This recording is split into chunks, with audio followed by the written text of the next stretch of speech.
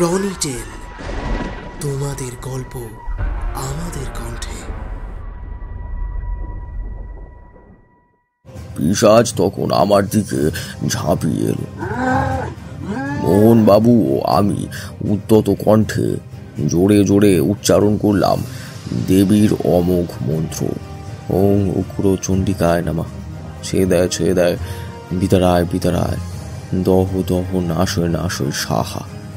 ওং রিং উগ্র চণ্ডিকায় নমঃ। ছেদায় ছেদায় বিদারাং বিদারাং, দহং দহং নাশং নাশং স্বাহা। সেই মুহূর্তে দেবী উগ্রচণ্ডী দশভুজা করাল রূপিণী আগুনের শিকার মতো ছুটে গেলেন পিশাচের দিকে।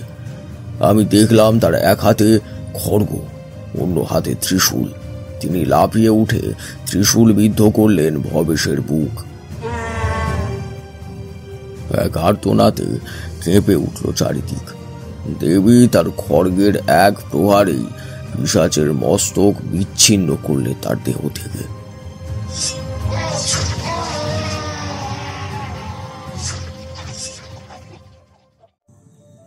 সাহিত্যের অলিগলিতে ছড়িয়ে পড়া গল্পগুলো জড়ো করার নামই হলো ক্রনিটেল। হাই, আমি সুচেতনা, আর আজ ক্রনিটেল আপনাদের শোনাতে চলেছে শুভায়ুর কলমে ক্রনিটেল অরিজিনালস প্রেজেন্টস তারানাথ তান্ত্রিক ও ব্রহ্ম পিশাচের প্রতিশোধ গল্পের অন্তিম পর্ব। শুরু হচ্ছে আজকের গল্প, তারানাথ তান্ত্রিক ও ব্রহ্ম পিশাচের প্রতিশোধ।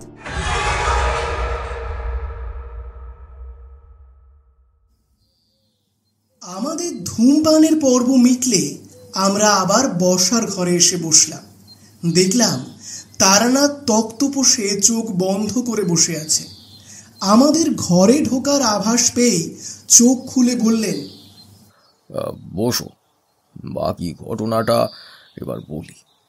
দেখো, তোমাদের তো আমি আগেই বলেছিলাম যে পরের দিন সকালেই আমি গোপালপুর গ্রাম ছেড়ে যাওয়ার সিদ্ধান্ত নিয়েছিলাম।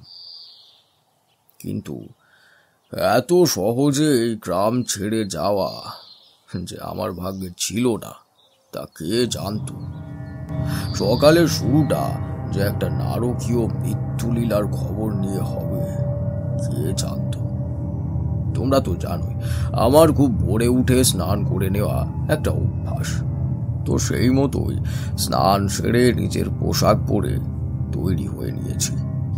জমিদার বাড়ির সকলের সাথে শেষবারের মতো সাক্ষাৎ করে নিজের পোঁটলা নিয়ে জমিদার বাড়ি ছাড়ার জন্য প্রায় প্রস্তুত।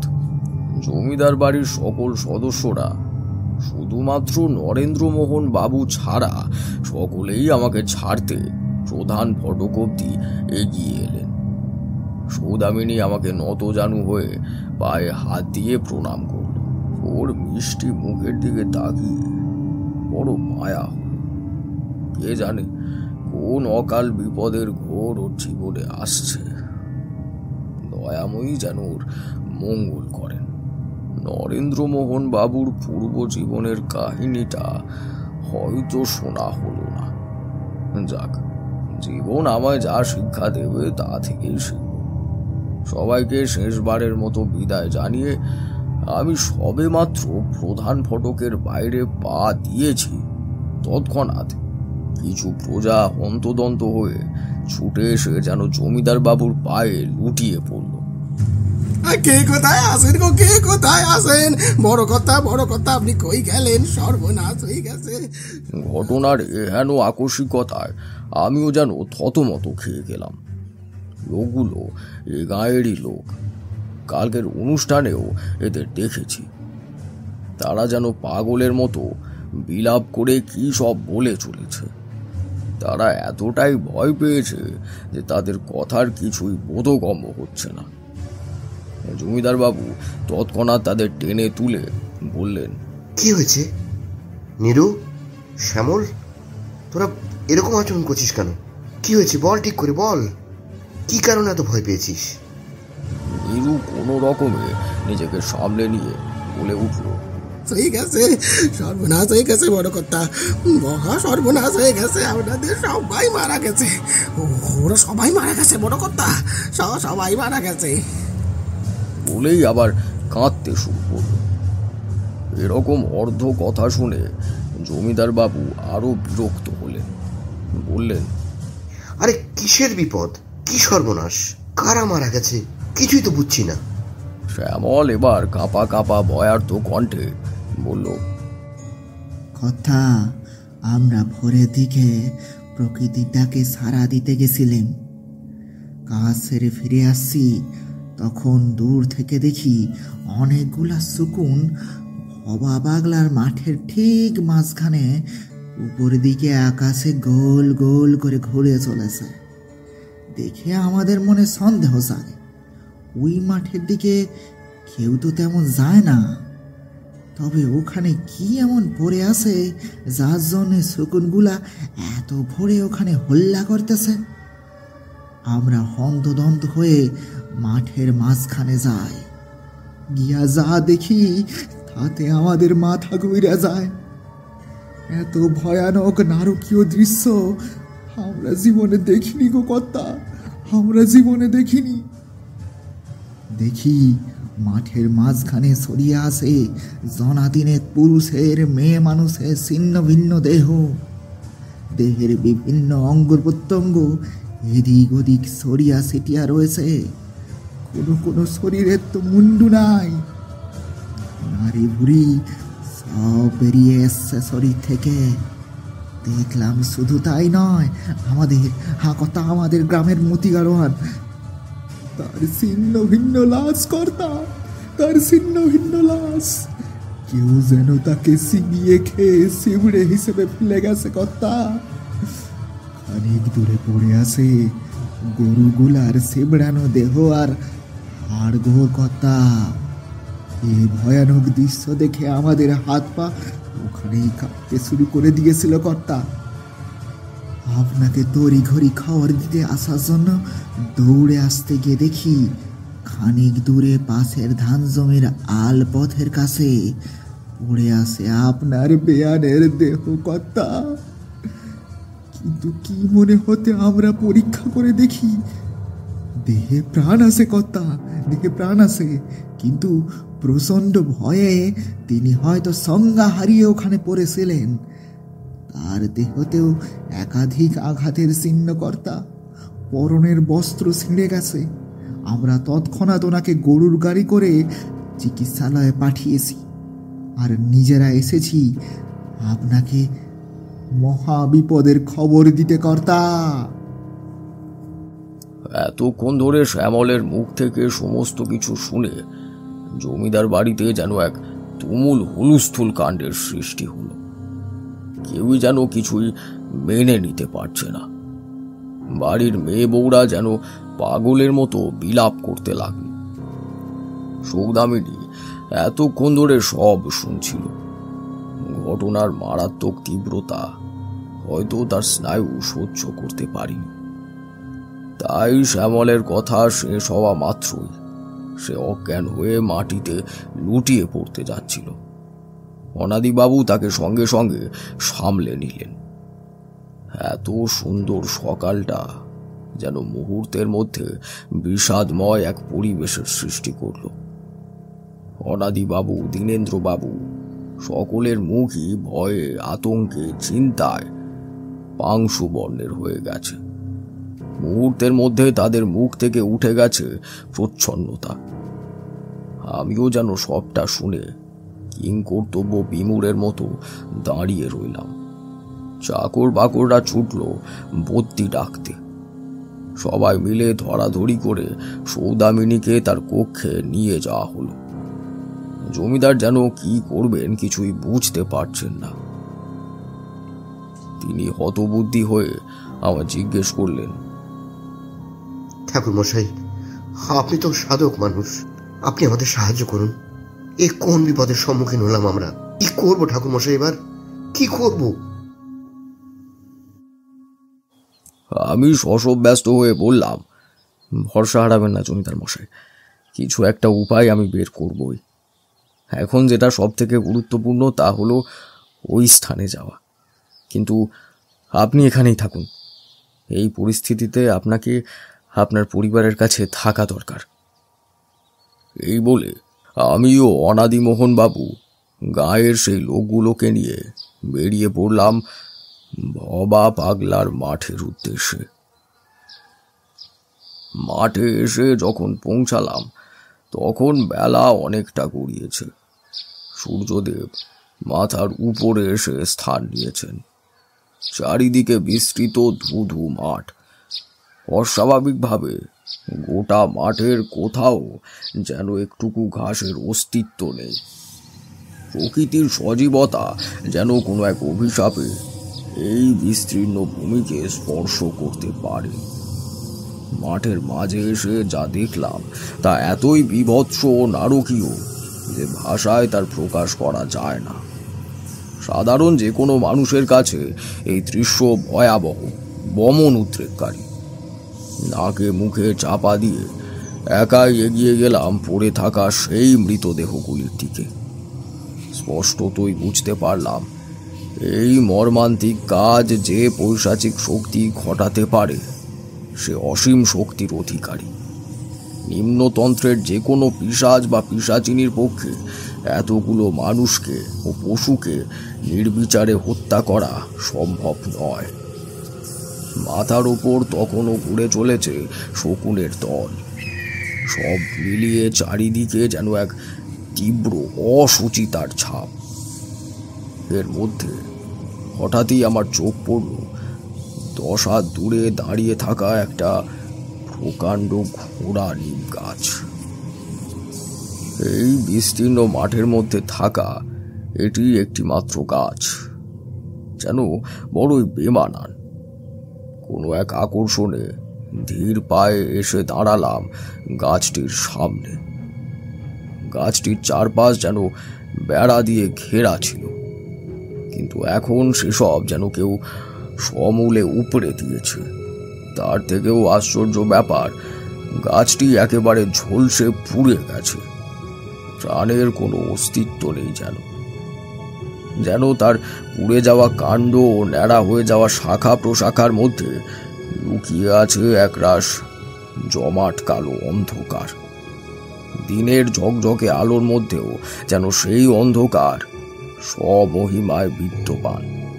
পুড়ে যাওয়া ন্যাড়া হয়ে আসা গাছটি যেন নিজেই একটি সাক্ষাৎ বিভীষিকার রূপ ধারণ করেছে।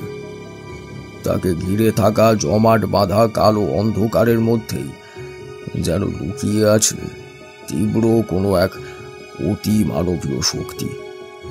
দিনের বেলাতেও আমার গাটা কেমন যেন ছমছম করে উঠল।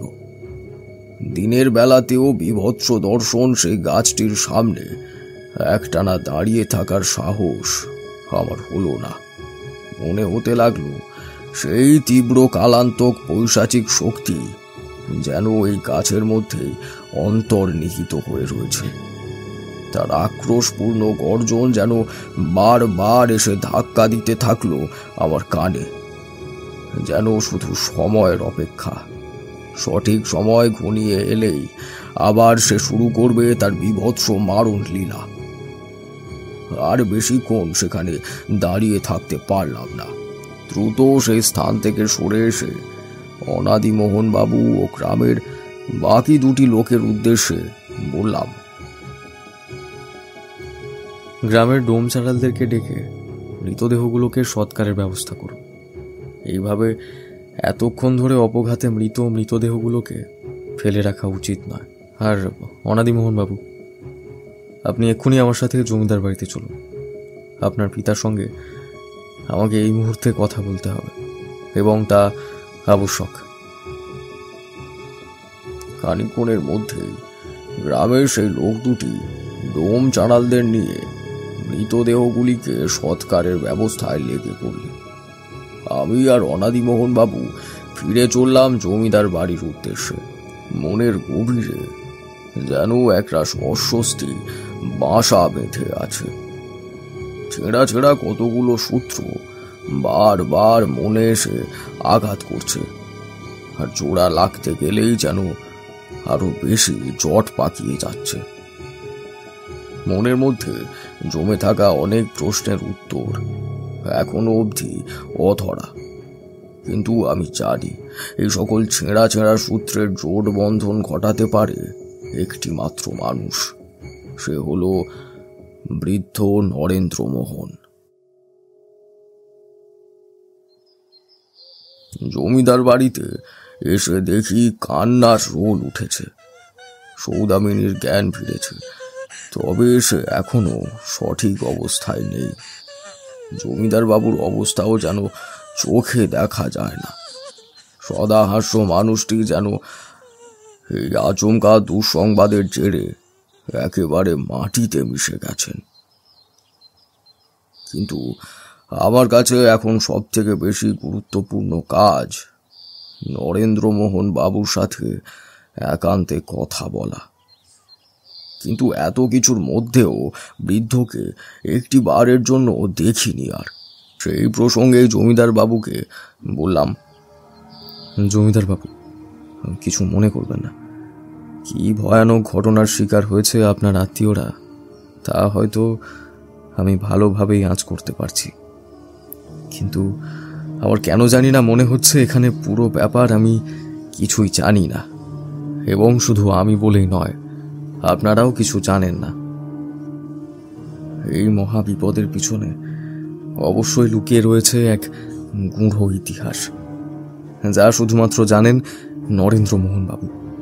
তাই এই মুহূর্তে আমার ওনার সাথে একবার কথা বলার প্রয়োজন। জমিদার মশাই আমার কথার প্রত্যুত্তরে বললেন, পিসেমশাই একবারের জন্যই তার কক্ষ থেকে বেরিয়েছিলেন, কিন্তু সমস্ত ঘটনা দেখে এবং সৌদামিনীর অবস্থা থেকে তিনি একেবারে বিমর্ষ হয়ে পড়েছেন। তারপর সেই যে নিজের ঘরে প্রবেশ করে দরজা দিয়েছেন, আর তা খোলেননি। এই পরিস্থিতিতে আমরাও তাকে কোনো জোর করতে পারছি না। আপনি নিজেই বরং যান, দেখুন যদি কিছু করতে পারেন। আমি আর এক মুহূর্ত অপেক্ষা না করে প্রায় হুড়মুড়িয়ে সিঁড়ি ভেঙে উঠে এলাম। নরেন্দ্রমোহন বাবুর কক্ষের সামনে দাঁড়িয়ে বারংবার করাঘাত করতে লাগলাম, আর তাকে কাকুতি মিনতি করতে লাগলাম। নরেন্দ্রমোহন বাবু, নরেন্দ্রমোহন বাবু, দরজাটা খুলুন। নরেন্দ্রমোহন বাবু, দরজাটা খুলুন। তিনি যেন একটি বার দরজাটা খুলে আমার সাথে কথা বলেন। বেশ কিছুক্ষণ পর বৃদ্ধ দরজা খুললেন। দেখলাম তীব্র চিন্তায়, ভয়ে, কষ্টে ওর মুখ থমথমে হয়ে গেছে, দু চোখ আর রক্ত। আমাকে ভেতরে প্রবেশ করিয়ে তিনি আবার দরজা লাগিয়ে দিলেন। ওনার কিছু বলে ওঠার আগেই আমি বলে উঠলাম, দেখুন নরেন্দ্রমোহন বাবু, আমি অনেক কিছুই আঁচ করতে পারছি, কিন্তু আমার মনে হয় এই বিভৎস ঘটনার পেছনে যে ইতিহাস লুকিয়ে রয়েছে তা কেবলমাত্র আপনার পূর্ব জীবনের সঙ্গে জড়িত। তাই আপনি নিঃসংকোচে আমাকে সবটা বলুন, নয়তো আপনিও নিশ্চয়ই জানেন যে কোন মহা বিপদের সম্মুখীন হতে চলেছে আপনাদের পরিবার। আমার কথায় বৃদ্ধের দু চোখ বেয়ে ফাল্গু ধারার মতো অশ্রু রাশি নেমে এলো। নিজেকে কিছুটা সামলে নিয়ে বৃদ্ধ বলতে শুরু করলেন, দেখো বাবা, তোমাকে আমি আগেও বলেছিলাম যে আমাকে সাধনার পথ থেকে সরে এসে সংসারের পথ বেছে নিতে হয়েছিল। কিন্তু কেন কেন আমার মতন মানুষ যে কিনা সংসারের সমস্ত বন্ধন ছিন্ন করে বেরিয়ে পড়েছিল অজানার উদ্দেশ্যে, তাকে আবার সংসারের বন্ধনে আবদ্ধ হতে হলো। এ ঘটনা আজ থেকে প্রায় 40 বছরেরও আগের কথা। আমি তখন আমার গুরুর কাছে থেকে তন্ত্র শিক্ষায় কিছুটা হলেও শিক্ষা নিয়েছি। সাধনার প্রতি আমার সৃষ্টা ও শ্রদ্ধার কারণে গুরু আমার প্রতি তুষ্ট হয়েছিলেন। তিনি আমায় নির্দিষ্ট তিথিতে তন্ত্র শিক্ষায় দীক্ষিত করতে চেয়েছিলেন। আমিও ওই সময়ের জন্যই এতদিন অপেক্ষা করেই ছিলাম। কিন্তু ভাগ্যের এমন পরিহাস যে সেই দিন আর আমার জীবনে এলোই না। যেহেতু দীক্ষা প্রাপ্ত হয়ে গেলে আমি আর সংসার জীবনে ফিরতে পারবো না, এমনকি বাবা মা কারো সাথেই আমার কোনো যোগাযোগ থাকবে না। তাই দীক্ষা নেওয়ার কিছুদিন আগে থেকেই আমার মনটা কেমন যেন বাড়ির জন্য, আমার গ্রামের জন্য কেমন কেমন করতে লাগলো। আমরা মুখে যতই বলি না যে আমরা সমস্ত কিছুই ছিন্ন করে ফেলবো সহজেই, সব বন্ধন সহজেই ছিন্ন করা যায়, কিন্তু বাস্তবে তা বড়ই কঠিন। তাই আমার ক্ষেত্রেও যখন সমস্ত কিছু ত্যাগ করার মুহূর্ত উপস্থিত হলো, তখন খালি মনে হতে লাগলো একটি বারের জন্য, শেষবার হলেও গ্রামের সকলের সাথে, বাবা মার সাথে দেখা করে আসি। গুরুকে জানালাম। তিনি প্রথমে কিছুটা ইতস্তত বোধ করছিলেন, কিন্তু পরে আর তিনি কিছুই বলেননি। তো আমিও শেষবারের মতো মা, বাবা এবং গ্রামের সকলের সাথে দেখা করার জন্য গ্রামে এসে উপস্থিত হলাম। আমাকে এতদিন পর পেয়ে বাবা মা থেকে শুরু করে গ্রামের প্রত্যেকেই যার পরনাই খুশি হয়েছিল। আমার বাবা ছিলেন আমাদের এই গ্রামের জমিদার বাড়ির তখনকার সময়ের কুলো পুরোহিত। আমি তো গ্রামে বেশি দিনের জন্য আসিনি। আমার উদ্দেশ্য ছিল শেষবারের মতো সকলের সঙ্গে দেখা করে আবার গুরুর কাছে ফিরে যাওয়া, কিন্তু তার হলো কই। আমি যখন গ্রামে এসে পৌঁছালাম, তখন সেই সময় জমিদার বাড়ির একমাত্র কন্যা মাধবীলতার বিবাহের প্রস্তুতি চলছে। স্বাভাবিকভাবেই আমার বাবা মা আমাকে অনুরোধ করলেন যে আমি যেন সেই বিবাহের অনুষ্ঠানে অবশ্যই উপস্থিত থাকি। জমিদার বাবু আমাকে বারংবার করেই অনুরোধ করেছিলেন। সর্বোপরি তিনিও আমায় যথেষ্ট স্নেহ করতেন। তো যথাসময়ের বিবাহের দিন উপস্থিত। গোটা গ্রাম যেন সাজো সাজো রবে মেতে উঠেছে, কিন্তু কে জানতো ওই দিনেই ঘটতে চলেছে এক মহা বিপদ। জমিদার বাড়িতে সমস্ত আয়োজন প্রস্তুত। গ্রামের প্রতিটা প্রজা এসে হাজির হয়েছে বিবাহ দেখতে, কিন্তু এসবের মাঝেই নেমে এলো দুশ্চিন্তার ঘন ঘটা। নির্দিষ্ট সময় অতিক্রম করার পরও পাত্র এবং পাত্রপক্ষের আসার কোনো লক্ষণ নেই, অথচ পত্র মারফত তারা খবর পাঠিয়েছিলেন যে তারা সঠিক সময়ে রওনা হয়ে যাবেন, আর বেশি দূরও নয় যে আমাদের গ্রামে আসতে তেনাদের অত সময় লাগবে। সবার মধ্যেই কেমন যেন একটা উদ্বিগ্নতা কাজ করতে লাগলো। জমিদার বাবুও কেমন যেন ব্যতিব্যস্ত হয়ে উঠেছিলেন। সঠিক সময় যদি পাত্র এসে না পৌঁছায়, নির্দিষ্ট লগ্নে যদি বিবাহ না সম্পন্ন হয়, তাহলে তো তার কন্যা লগ্ন ভ্রষ্টা হবে। কোনো মেয়ের জীবনে তা যে সত্যি তীব্র অমঙ্গলজনক ব্যাপার। জমিদার বাবু দুশ্চিন্তা আরো বেড়ে উঠতে লাগলো। তিনি তার লাঠি আলো প্রজাদের পাঠালেন খোঁজ করতে। ধীরে ধীরে সময় অতিবাহিত হতে থাকে, কিন্তু কোনো খবরই আসে না। অবশেষে দুজন লাঠি আলো হন্তদন্ত হয়ে যে সংবাদ নিয়ে আমাদের মাঝে হাজির হলো, সেই সংবাদ শুনে মুহূর্তের মধ্যে যেন পাল্টে গেল ওই জাঁকজমক পরিবেশ। কান্নার রোল নেমে এলো জমিদার বাড়ি জুড়ে। চারিদিকে শুধু হাহাকারের রব উঠল। লাঠিয়াল দুটো যে খবর নিয়ে এসেছিল তা হলো, তারা পাত্রপক্ষের খোঁজ করতে করতে নাকি গ্রামের শেষ প্রান্তে এসে উপস্থিত হয়েছিল। কিন্তু সেখানে তারা যা দেখে তা দেখে মুহূর্তের জন্যই তারা ভাব শক্তি হারিয়ে ফেলে। তারা দেখে পথের মধ্যে ছড়িয়ে ছিটিয়ে বিভিন্ন দিকে পড়ে রয়েছে একের পর এক মৃতদেহ। ঘন অন্ধকারের মধ্যে লণ্ঠনের আলোর দ্বারা সেই মৃতদেহগুলিকে শনাক্তকরণ করতে গিয়ে তারা দেখে মৃতদেহগুলি অন্য কারো নয়, জমিদার বাড়িতে আসা পাত্রপক্ষের সদস্যদের। তারা দিক বিদিক জ্ঞান শূন্য হয়ে জমিদার বাবুকে খবর দিতে আসার জন্য ব্যস্ত হয়ে পড়ে।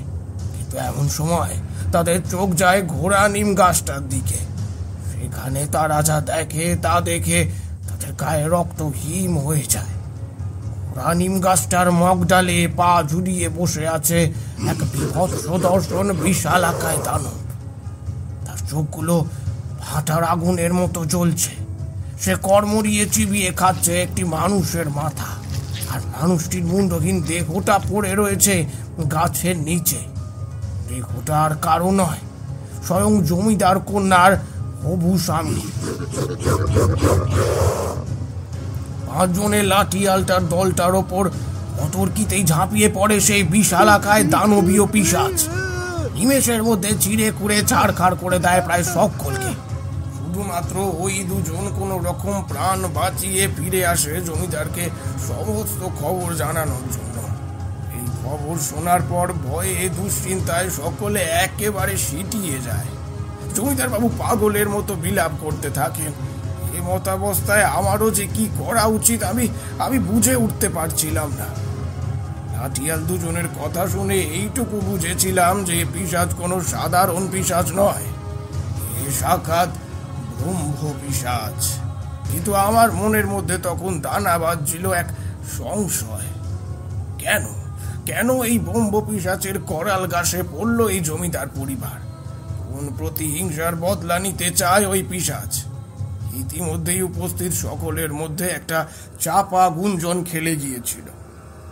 আমি তৎক্ষণাৎ বাবার কাছ থেকে সমস্ত কিছু জানলাম। এটা বলার পর বৃদ্ধ হাঁপিয়ে উঠেছিলেন। আমি তার দিকে জলের ঘটিটা এগিয়ে দিতে তিনি আকণ্ঠ জল পান করে আবার বলতে শুরু করলেন।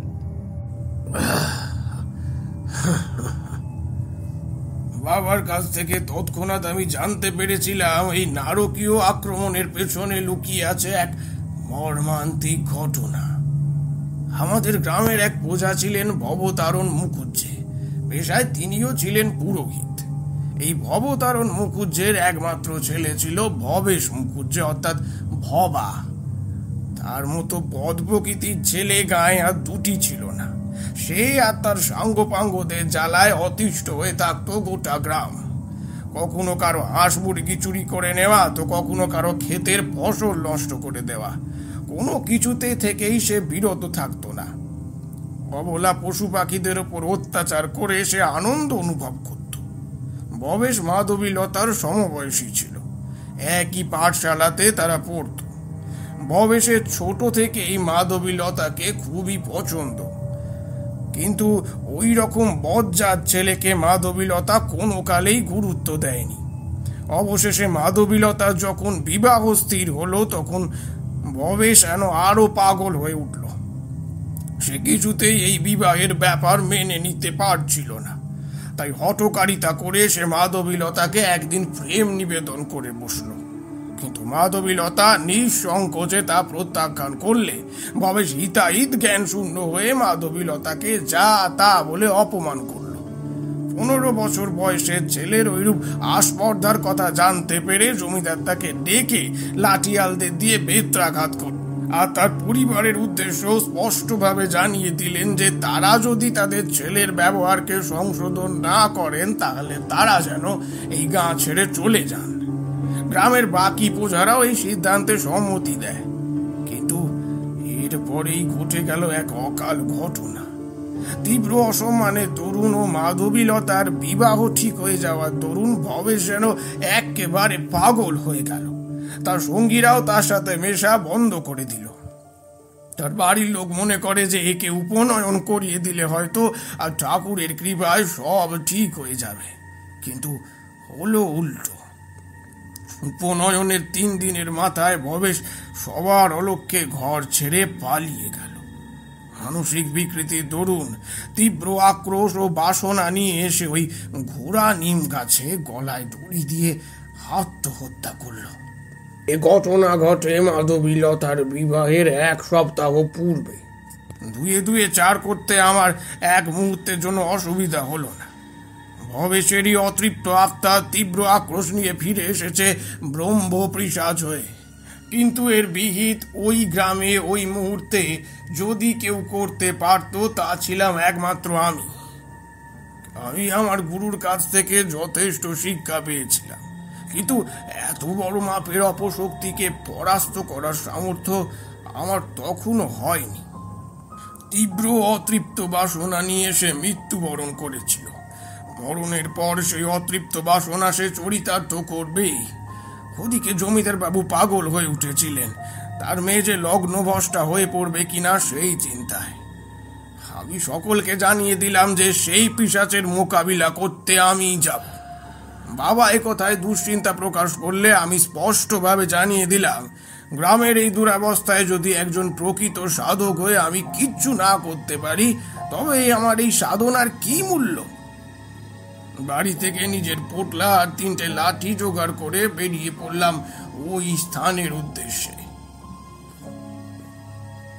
তোমাকে এত বছর পর এই ঘটনা বলতে গিয়েও আমার গায়ে কাটা দিচ্ছে। দেখো, যখন সেই স্থানে এসে পৌঁছালাম তখন রাত অনেক গভীর।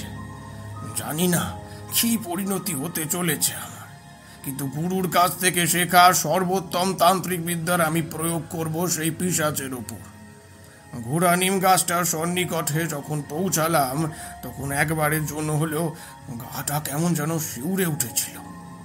হাতে ধরা মশালের আলোয় দেখলাম চারিদিকে ছড়িয়ে রয়েছে ছিন্ন ভিন্ন লাশ, আর নিম গাছটার মগডালটা মরমর শব্দ করে নড়েই চলেছে। দেখতে পেলাম এক দানবীয় পৈশাচিক প্রতিমূর্তি সেখানে বসে পা দুলিয়ে চলেছে। কি নিষ্ঠুর প্রতিহিংসাপরায়ণ দৃষ্টি তার! আমার উপস্থিতি টের পাওয়া মাত্রই সে প্রবল জিজ্ঞাসা নিয়ে ঝাঁপিয়ে পড়লো আমার উপর, কিন্তু আমি আগে থেকেই প্রস্তুত ছিলাম।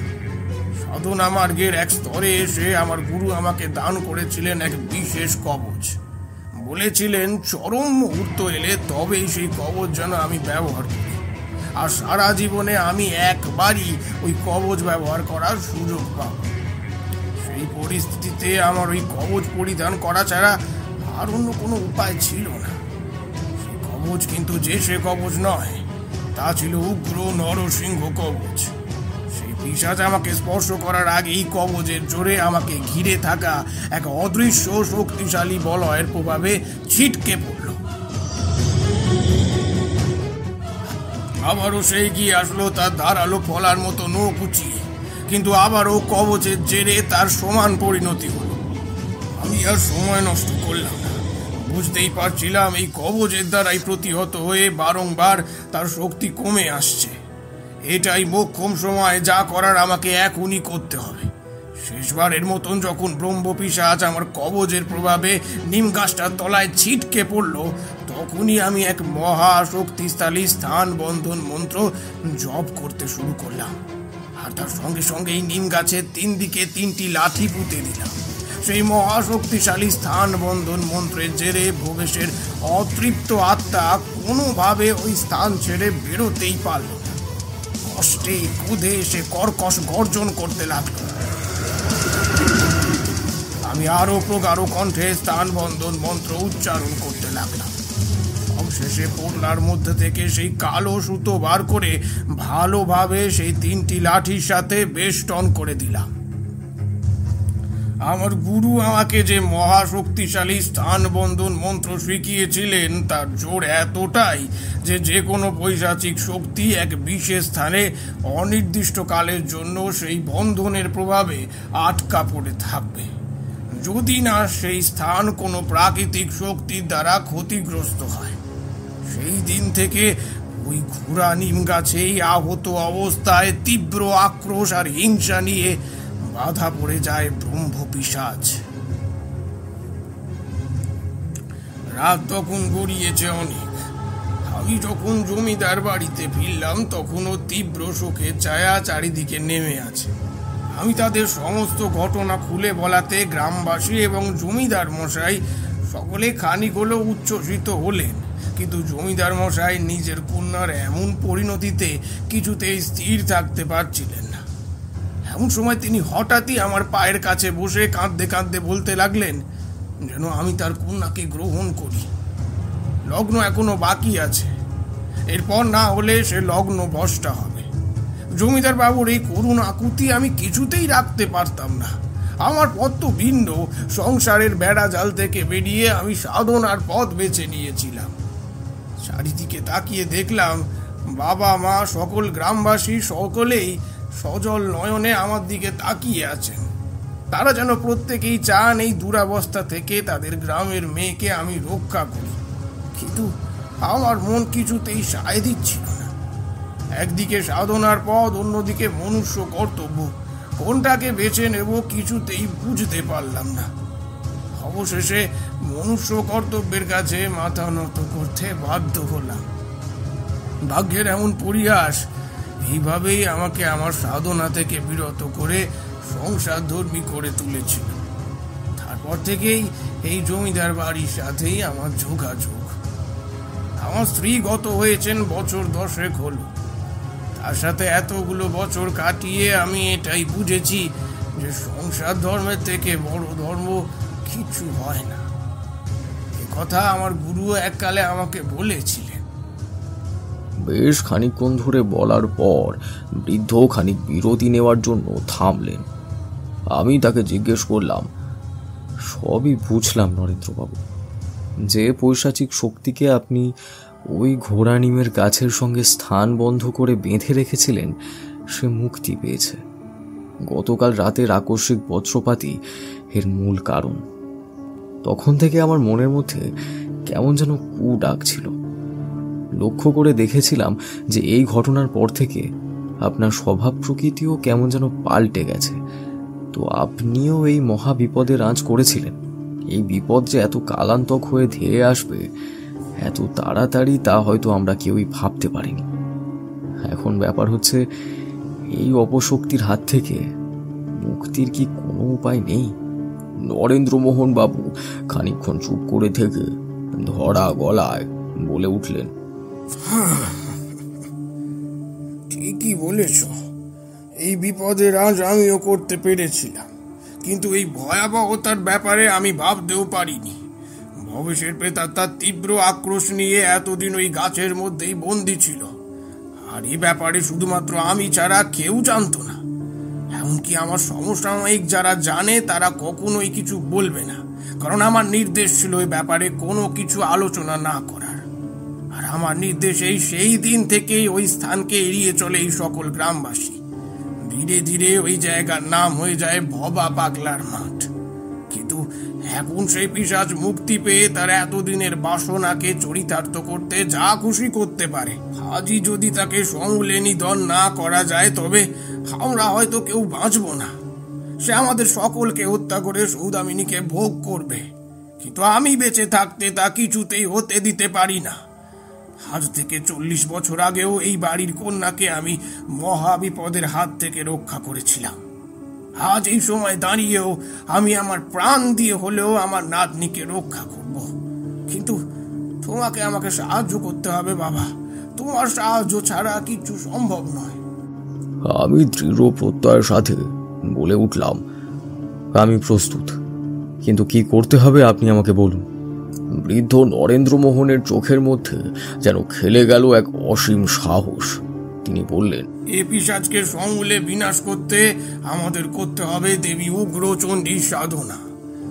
চিন্তা করো না, আমার গুরু আমাকে শেষবারের সাক্ষাতে দান করেছিলেন 10 মাতৃকা তন্ত্র আর কিছু বিশেষ সামগ্রী, যেমন বজ্র শলাকা, রুদ্রাক্ষের মালা। তিনি বলেছিলেন জীবনের এক সময় এসে এগুলো দরকার পড়বে আমার, আমি যেন এগুলোকে আগলে রাখি। এতকাল বাদে এসে বুঝেছি তিনি কেন এমন বলেছিলেন। দেখো, আমি সংসারের মধ্যে থাকা মানুষ, তাই আমার একার পক্ষে ওই সাধনা করা সম্ভব নয়। তুমি প্রকৃত সাধক মানুষ, তোমাকেই করতে হবে এই অমোঘ যজ্ঞ, আর তুমি হতে পারো এই অমোঘ যজ্ঞের মূল ব্রতী। এই সকল কথা শুনে আমি একটাই কথা বললাম, আমি প্রস্তুত। রাত গভীর, আকাশ যেন পুঞ্জীভূত ঘন মেঘে আচ্ছন্ন। ঝলকে ঝলকে বিদ্যুৎ চমকাচ্ছে, যেন কোনো ভয়াল শক্তির আগমন বার্তা দিচ্ছে। গ্রামের চণ্ডী মন্দিরের সামনে বসে আমি তারানাথ তান্ত্রিক, মাটিতে তান্ত্রিক রীতিতে আঁকা চক্রের ভেতরে ধ্যানস্থ।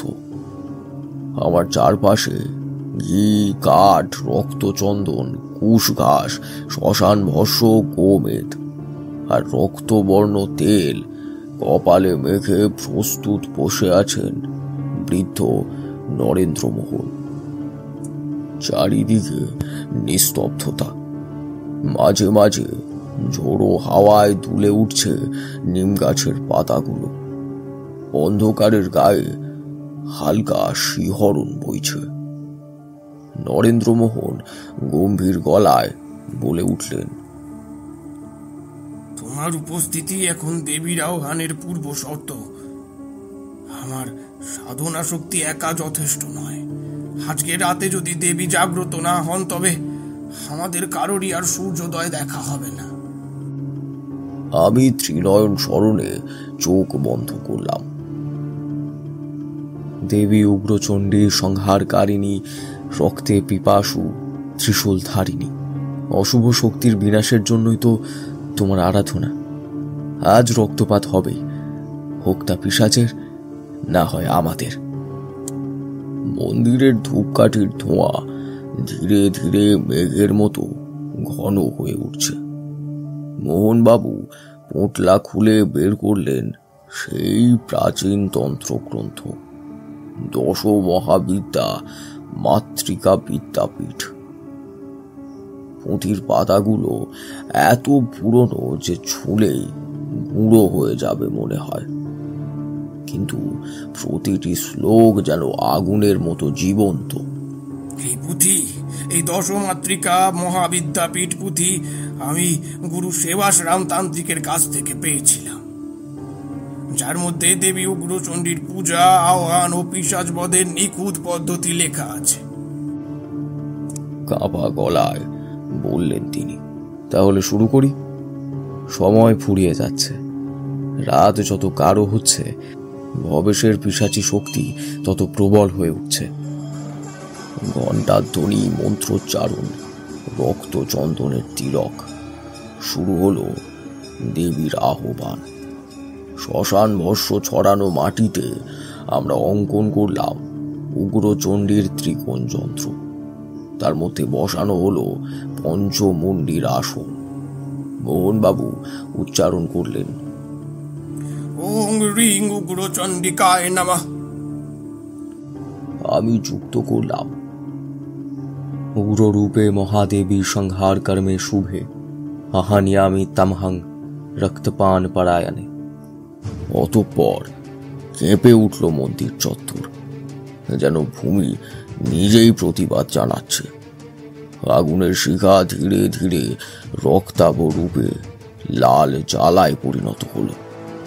সেই শিখার কেন্দ্র থেকে উঠে এলেন তিনি, দেবী উগ্রচণ্ডী। যা আমি দেখলাম তা ভাষায় প্রকাশ করা যায় না। অগ্নির মতো লাল দীপ্তি তার সারা দেহ জুড়ে। 10টি বাহুতে 10 রকমের অস্ত্র, ত্রিশূল, খড়গ, চক্র, গদা, বরাভয় মুদ্রা। তার কণ্ঠে রক্ত পিপাসু খোপের মতো কাঁচা মুন্ডমালার মালা, কপালে আগুন রঙা চন্দন, গাত্রে শ্মশান ভস্য লেপা, এবং চোখ দুটিতে যেন যুগ যুগ ধরে জমে থাকা ক্রোধের দীপ্তি।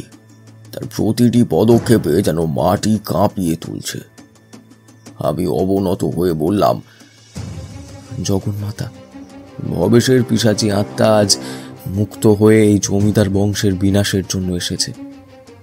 তার মৃত্যু হয়েছিল প্রচণ্ড বাসনা এবং প্রতিহিংসা নিয়ে।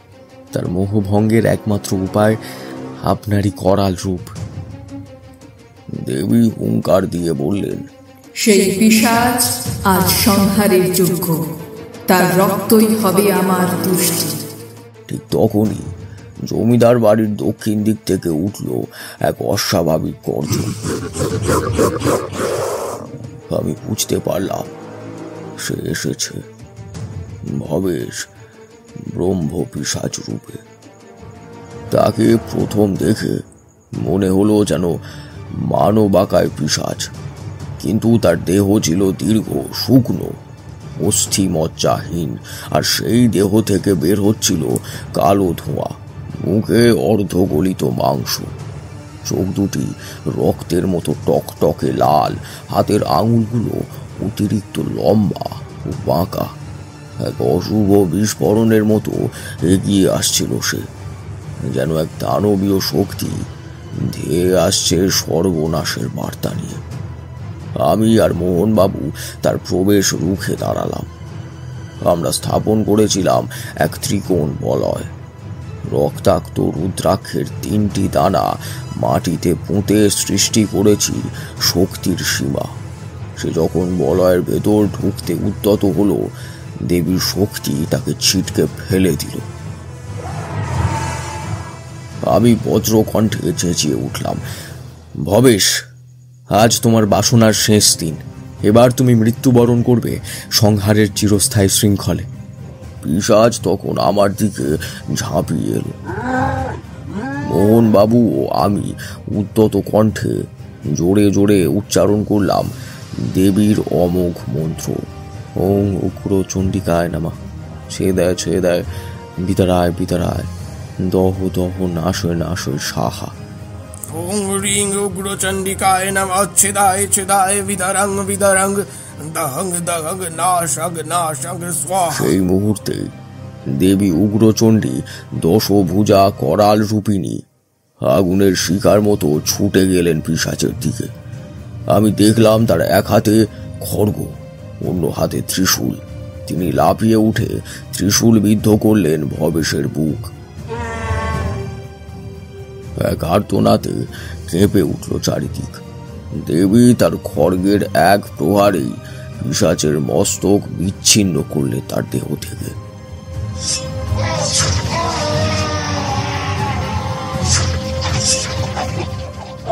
তার কালো ধোঁয়াময় আত্মা যেন ছটপট করেও পালাতে পারল না।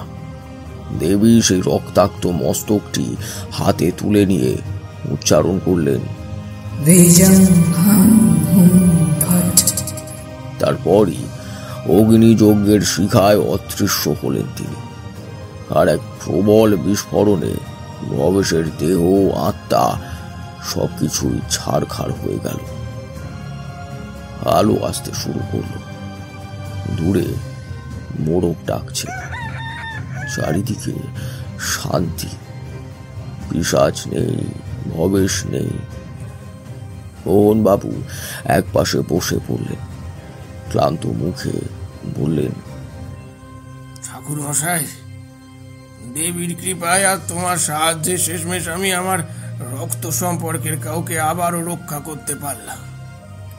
আমি শান্ত স্বরেই বললাম, সংহারই যখন আশীর্বাদ হয়ে ওঠে, তখন দেবীর তাণ্ডবও তৃপ্তি দেয়। চণ্ডী মন্দিরের ধূপের গন্ধ এখনো বাতাসে ভাসছে, আর দূরে মেঘের গায়ে সোনালি সূর্য রশ্মি ছড়িয়ে পড়ছে ধীরে ধীরে।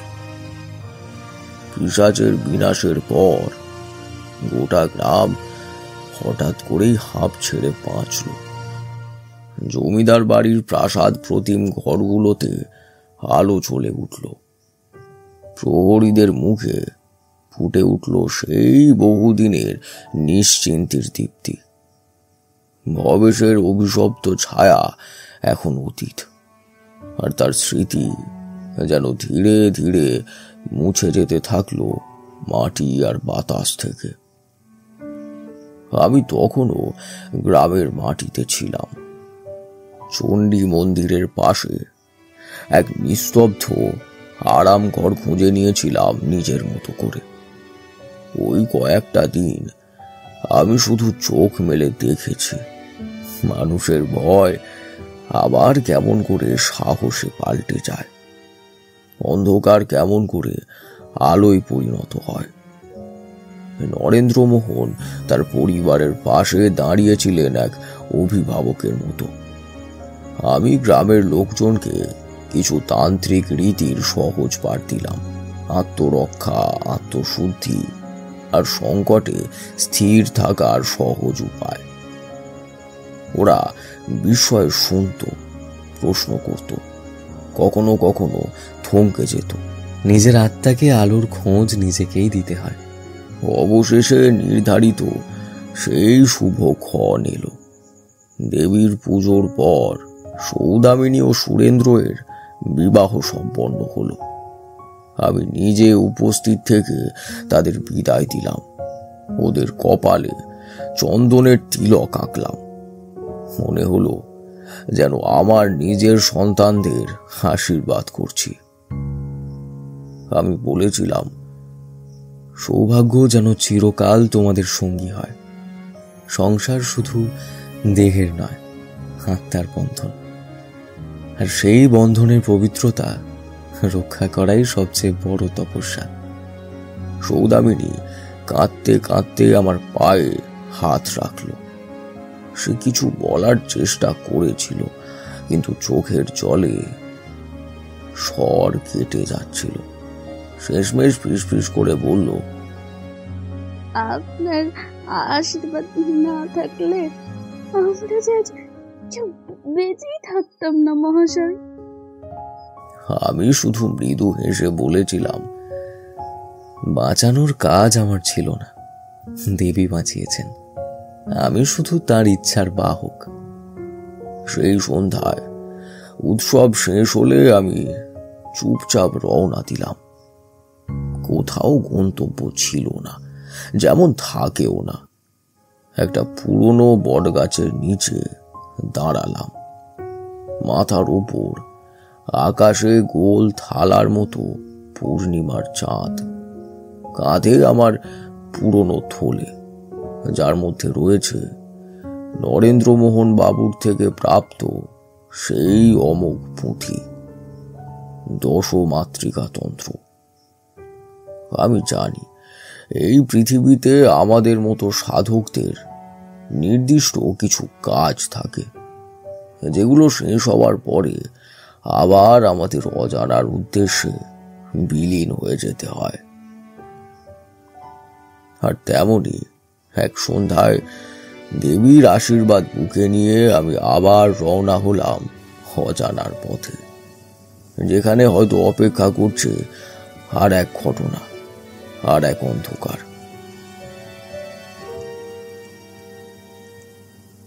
একটানা এতক্ষণ মন্ত্রমুগ্ধের মতো আমি আর কিশোরী ঠাকুরমশাইয়ের বলা ঘটনা শুনছিলাম।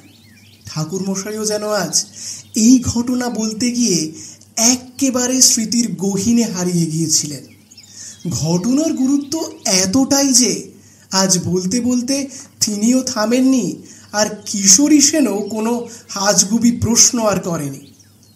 এখন একখানা পাসিং শো ধরিয়ে তারানাথ চোখ বন্ধ করে মনের সুখে সুখ টান দিয়ে চলেছেন। আমরা ওনাকে প্রণাম করে আজকের মতো বিদায় নিতে যাচ্ছিলাম, ঠিক তখনই তিনি চোখ খুলে বললেন, বুঝলে বিভূতি, জীবনে সব থেকে বেশি কষ্ট আমরা তখনই পাই যখন আমাদের অধিকারের জিনিস, আমাদের ভালোবাসার জিনিস আমাদের থেকে কেড়ে নেওয়া হয়। আর মানুষ তার অধিকার ও ভালোবাসার জন্য শুদ্ধ সবকিছুর সাথেই মোকাবিলা করতে পারে। তবে হ্যাঁ, উদ্দেশ্য হতে হবে সৎ, নরেন্দ্রমোহন বাবুর মতো, মোটেও ভবেশের মতো নয়। এখন তোমরা তবে এসো, অনেক জ্ঞানের কথা বলে ফেললাম আজ। কিশোরীর আবার এত কিছু একসঙ্গে হজম হবে না। এই কথা শুনে আমি ও কিশোরী দুজনেই হো হো করে হেসে উঠলাম।